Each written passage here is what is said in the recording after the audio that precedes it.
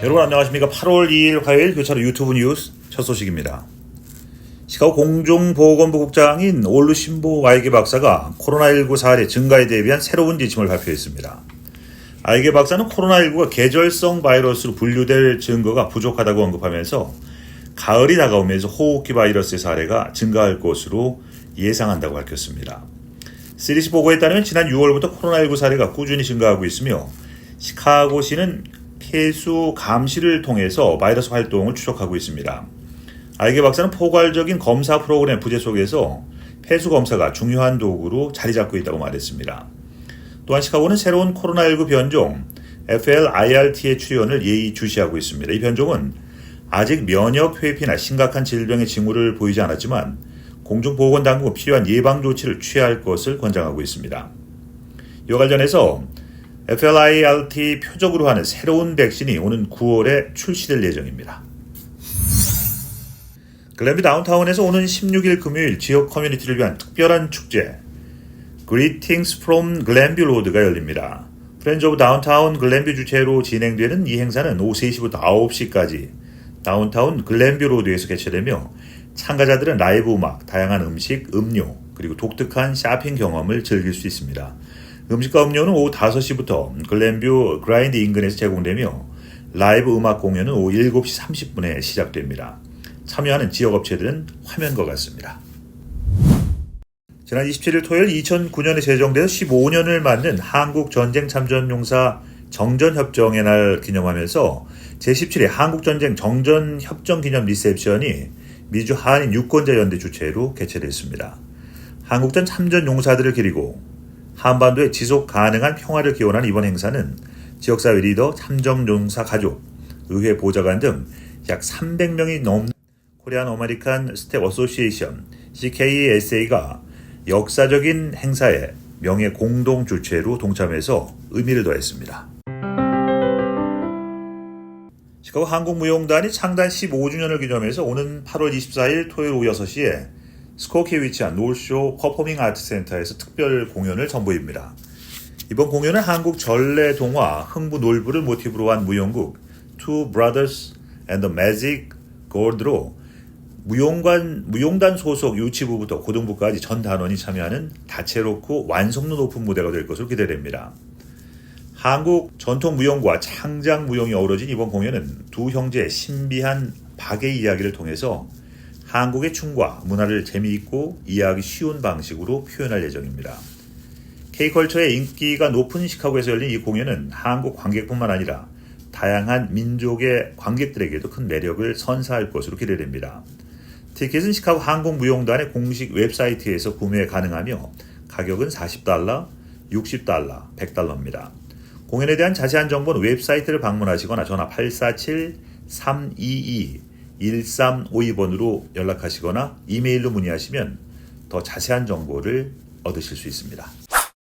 한미 장로교회 산하 아이타스카 한국학교가 2024년 가을 학기 신입생을 모집합니다. 이번 학기는 2024년 9월 7일부터 2025년 1월 11일까지 총 16주 동안 진행됩니다. 수업은 매주 토요일 오전 9시 30분부터 오후 1시 30분까지 이루어지며 유아부터 8학년 학생을 대상으로 다양한 교육 프로그램을 제공합니다. 과정은 한국어 말하기, 듣기, 쓰기, 읽기 및 한국어 능력 시험 준비까지 포함된 언어 교육과 한국의 역사, 지리, 예절, 풍습을 배우는 한국 문화 수업이 마련되어 있습니다. 또한 학생들의 다양한 취미와 특기를 발전시킬 수 있는 특별 활동도 준비되어 있습니다. 가야금, 난타, 서예 미술, 음악, 태권도, 한국 무용 등 다양한 문화 예술 활동이 포함돼서 학생들에게 한국 문화의 진수를 경험할 수 있는 기회를 제공합니다. 등록은 구글 폼을 통한 온라인 등록으로 진행되며 관심 있는 학부모들은 아이타스카 한국학교에 공식 이메일로 문의하실 수 있습니다. 옥팍 타운십 햅지바 어린이협회는 지역 주민들에게 학용품 기부를 요청하면서 신학기 맞이 나눔 활동을 시작했습니다. 폴더, 노트, 백팩, 도시락, 마커 등 다양한 학용품 기부를 통해서 어린이들이 학업에 필요한 도구를 갖출 수 있도록 돕고 있습니다. 타운십 청소년 담당자 도미닉 항머는 펜, 연필, 종이와 같은 기본적인 학용품 부족은 학습 의욕 저하로 이어질 수 있다며 기부의 중요성을 강조했습니다. 기부는 8월 6일까지 받습니다. 기부를 원하는 지역 주민들은 게시된 아마존 위시리스트를 통해서 직접 물품을 구매해서 기부하거나 타운십 사무실에 직접 방문해서 물품을 전달할 수 있습니다. 타운십에서는 8월 13일 오후 4시부터 6시까지 드라이브-트루 백투스쿨 이벤트를 개최할 예정입니다. 참가자들은 차에서 내리지 않고도 필요한 물품을 받을 수 있으며 기부 물품을 제공하는 사람들도 비대면으로 물품을 전달할 수 있습니다. 행사는 타운십 주차장 105 사우스 오크파크 애비뉴에서 진행됩니다. 잠시 전하는 말씀 후에 교차로 유튜브 뉴스 이어드립니다. 쿠카운에서 최근 젠탁 복용과 암 발생 간의 연관성을 주장하는 3건의 소송이 해결되거나 기각됐습니다. 일리노이 주민 2명이 제약회사 GSK와 비밀 합의에 도달한 가운데 다른 한 명의 여성은 자신의 사건을 기각했습니다. 이 소송들은 젠탁의 활성 성분 라니티딘의 암을 유발하는 물질인 NDMA로 분해된다고 주장하고 있습니다. GSK는 이러한 합의에서 어떠한 책임도 인정하지 않으며 회사는 라니티딘 착용이 암 위험을 증가시킨다는 일관되고 신뢰할 수 있는 증거가 없다고 주장하면서 자신들을 변호할 계획이라고 밝혔습니다. 또한 GSK는 과학적 합의가 라니티딘과 암 위험 사이에 연관성이 없다는 것을 지지한다고 추가했습니다. 2020년 식품의약국 FDA는 젠탁과 그 제네릭에서 NDMA가 발견되자 시장 철수를 요청했으며 현재는 라니티딘이 포함되어 있지 않은 젠탁 360이라는 다른 버전의 속쓰림약이 판매되고 있습니다. 교육부는 오는 가을 약 2,500만 명의 학자금 대출자에게 학자금 빚의 일부 또는 전부를 탕감할 수 있는 방법에 대한 이메일을 발송할 계획이라고 발표했습니다. 이는 바이든 행정부가 지난 4월 제안한 아직 최종 확정 중인 더 좁고 목표적인 부채 탕감 규칙의 첫 번째 단계입니다. 이 이메일은 바이든 대통령의 학자금 부채 탕감 정책이 지난 여름 대법원에서 뒤집힌 후에 4,300만 명의 부채 일부 또는 전부 탕감을 목표로 한 플랜 B의 일환으로 진행됩니다. 이 계획이 초안대로 시행된다면 이미 부채를 탕감받은 약 480만 명 외에 추가로 2,500만 명에게 부채 탕감 혜택을 줄 수 있을 것으로 예상됩니다. 대출자들은 8월 30일까지 학자금 탕감 옵션의 선택 해제 여부를 결정해야 합니다.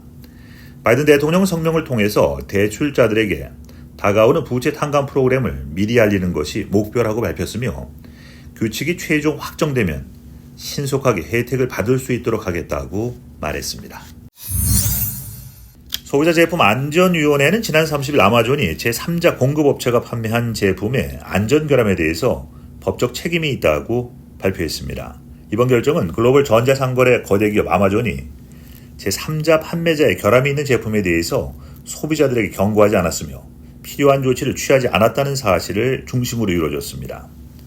위원회에 따르면 아마존은 약 40만 개의 제품, 특히 일산화탄소 감지기, 감전 방지 기능이 없는 헤어드라이어, 연방 가연성 기준을 위반하는 아동용 잠옷 등을 판매하면서 이들 제품의 위험성을 고지하지 않았습니다.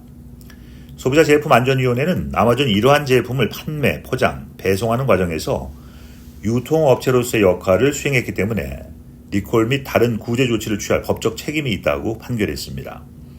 이번 결정에 따라서 아마존은 결함이 있는 제품을 구매한 고객과 대중에게 연방 소비자제품 안전기준을 충족하지 않았다는 사실을 알리고 필요한 리콜을 실시하며 수리, 교체 또는 환불을 제공해야 합니다.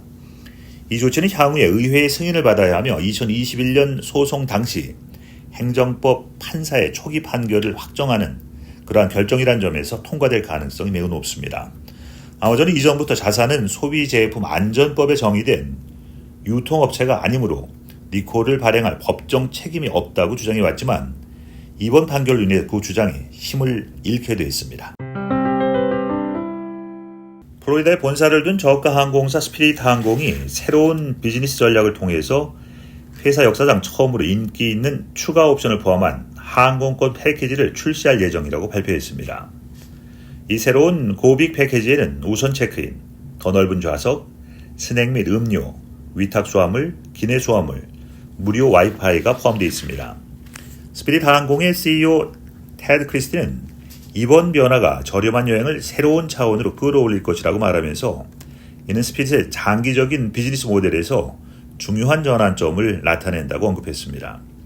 스피릿은 2019년 이후에 수익을 내지 못하고 약 24억 달러의 손실을 기록했으며 업계에서는 스피릿의 파산 신청 가능성에 대해서 우려하고 있었습니다. 스피릿의 이번 패키지 도입은 여름 휴가철을 맞아서 8월 16일부터 적용하며 이는 노동절 연휴에 맞춰서 사용 가능할 것으로 알려졌습니다.